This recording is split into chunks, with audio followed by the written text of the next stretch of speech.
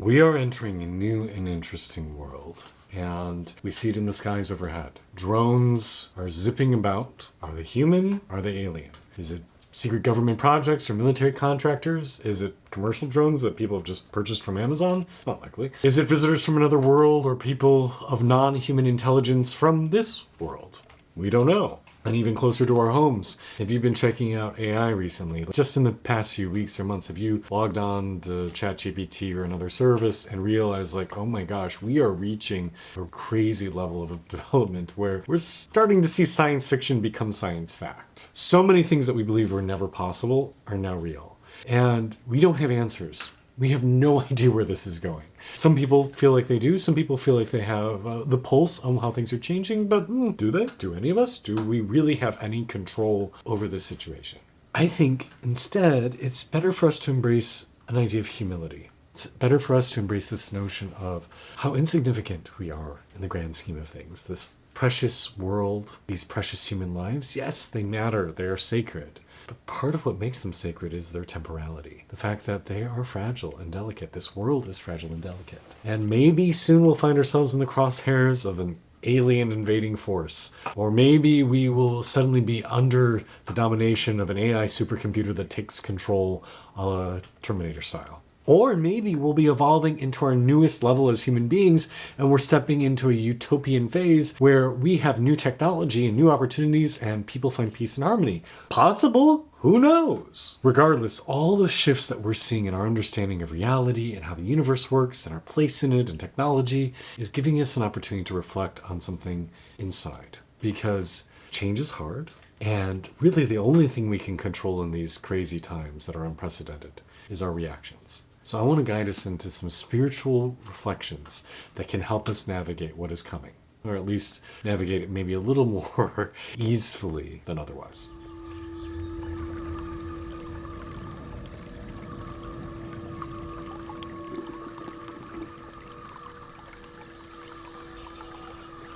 So hey guys, if we haven't met before, my name is Kalen. I'm a spiritual coach. And right now I've been reading Lou Elizondo's book, Imminent. If you're not familiar with Lou, he ran Pentagon programs researching UAPs for many years.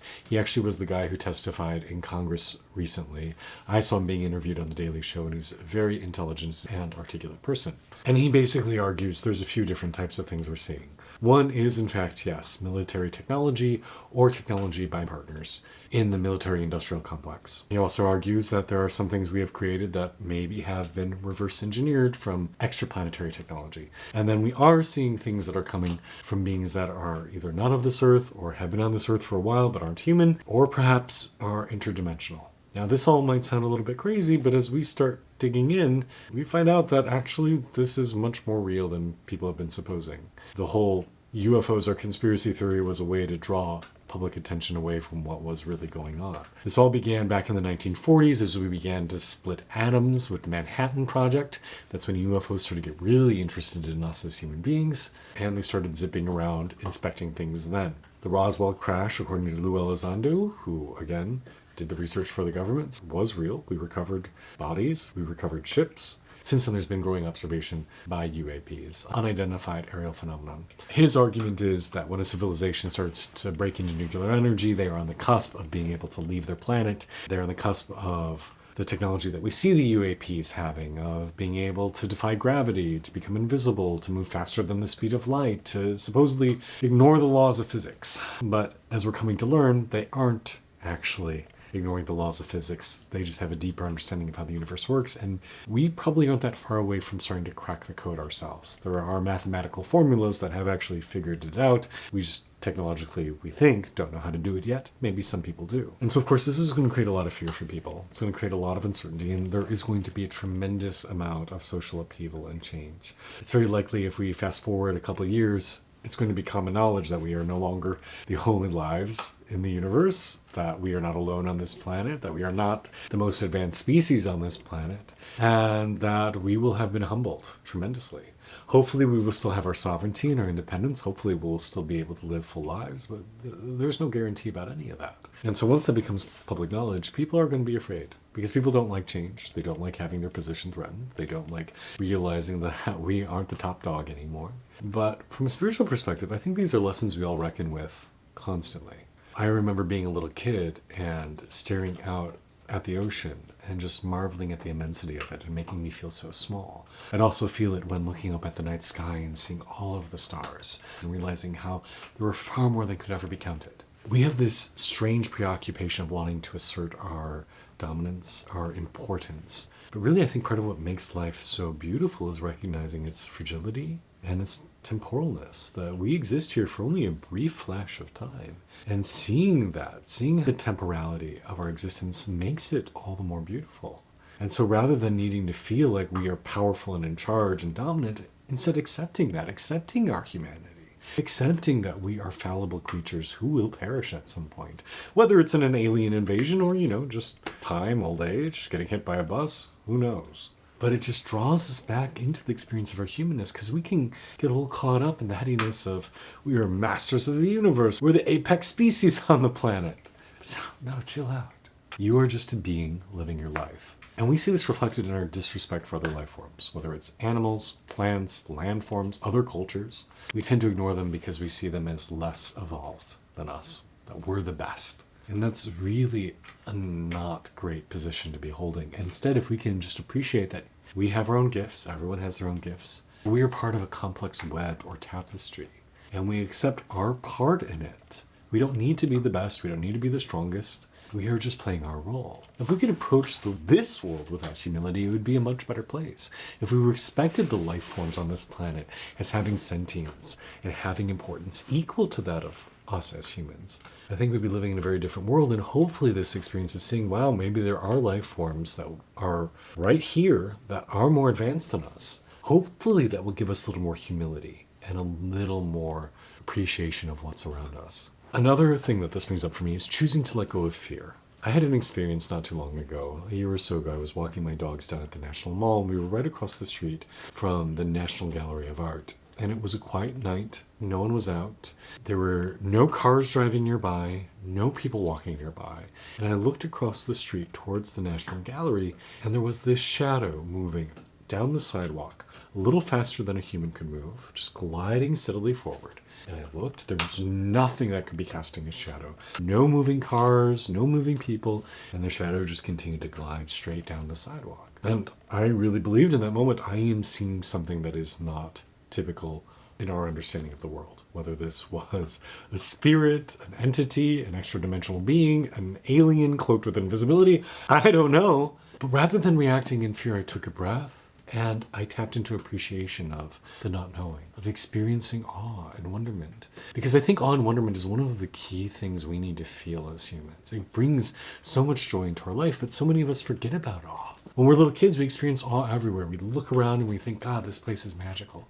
But then we get older and everything just starts to seem routine. A caterpillar turning into a butterfly? I've seen that a million times. It's just biology. Oh, a comet streaking across the sky? It's just science. It's not anything special. How sad is that? How sad is that we often disregard what is so magical and beautiful and precious in this world because it just seems so mundane. And hopefully this experience with the UAPs will invite us into a greater sense of awe and wonderment and seeing the majesty of life and realizing that this place, gosh, there's so much more that exists here than we'll ever be able to quantify or fully understand. But to really just appreciate the sacredness of the gift of being here. And maybe we will plumb the depths of knowledge. Maybe we'll come to understand quarks and black holes and faster than light travel. Maybe. But I hope even if we do, that we will still dwell in a space of appreciation and wonderment, because this life is a gift. This world is a gift. This opportunity to experience a human body is a gift. And I think so many of us are unappreciative of that. Another thing that this experience reminds me of is paying attention to what really matters. Because in Lou Elizondo's book, he says, at best, these creatures are indifferent to us. At worst, they may be hostile and preparing for overtaking our planet. And were that to happen, what would we do? I mean, we wouldn't be able to fight back. It's like an ant trying to fight a tsunami. We completely lack the requisite technology and intelligence to be able to respond in any effective measure. It has been reported that UAPs have been able to turn off and turn on nuclear technology remotely, overriding all access codes. We're not going to be able to do anything. So what are the things that really matter? What would you do in those situations if we found the aliens were coming? Probably hold the people you love and tell them how much you care about them. If you could, reach out to friends and let them know they mattered. Those emails you didn't get to, they're not going to be important. That mean thing somebody said a week ago, you're going to forget about that. We spend so much time in our daily life sweating the small stuff and paying attention to trivialities that really don't matter. Life is really about connection and love. That is why we are here. And we get so caught up in pursuing status and fame and getting that next promotion and making sure that we are making an impact. But really, why? What matters most is the love we share. And so how can you instead take this moment of seeing this craziness in the night sky above and just use it as a reminder to come back home? Come back home to you and the people you love and say, this is what really matters. This is what I want to be investing my time and focus and energy in. I need to be less caught up in the trivialities. Let's remember what matters most, and that's each other. And the last thing I will say that all of this brings up for me is the ability to embrace change. We're so bad at wanting to go with the flow. We want to feel like we control everything, like we're masters of our destiny. But seeing these lights and orbs and tic-tacs just floating around makes us realize we're not in control. We have no control. Control is an illusion. So can we just go with whatever's happening? Because it's very easy to get caught up in the fallacy that we are all powerful beings, that we are wise and all-knowing, but really, we're just doing the best we can. We are just doing the best we can, flowing with life and contending with forces that are beyond the scope of our ability to combat or manipulate or force. And I'm not just talking about UAPs. I'm not just talking about AI and the technological overlords that will be taking over through our computers. I'm talking about storms. I'm talking about karma. I'm talking about destiny. I'm talking about earthquakes, volcanoes, all this stuff. Traffic on your way home that determines when you will or will not be arriving at your destination. There is so much in our life that we have no control over. And we get so fixated on feeling powerful. Just let that go. Let it go. Just come back to being here. I don't know what these UAPs are going to bring. I think it will bring greater awareness of our humanity. I think it will bring us new technology and more awareness of our place in the universe. I think that there are beneficent forces out there and on here, on this planet, that we are not appreciating right now. So I'm excited to see how things unfold. I think it's going to be a time of true transition, and we're going to look like a completely different society in a very short amount of time. But as with everything in life, we don't really get to say how these things unfold. All we can control is how we respond. And so I'm inviting you to join me in trying to respond with humility and awe, acceptance of what is, patience. Because at the end of the day, the only thing that really matters is that we make the most of this life, we love one another, and we share what is meaningful. And let's let everything else go. If you feel like you've got insights about these UAPs and want to share something, please leave a note in the description. If you know somebody who's scared or freaking out, maybe this video will be helpful to them, feel free to share it. I'm Kalen, and it's a pleasure to share these thoughts with you. If you found it meaningful, please do hit the like button, subscribe, turn notifications on. And if you want me to talk about something that you think is interesting, just drop a comment and I will do my best to respond. Thank you guys so much for your focus and attention today.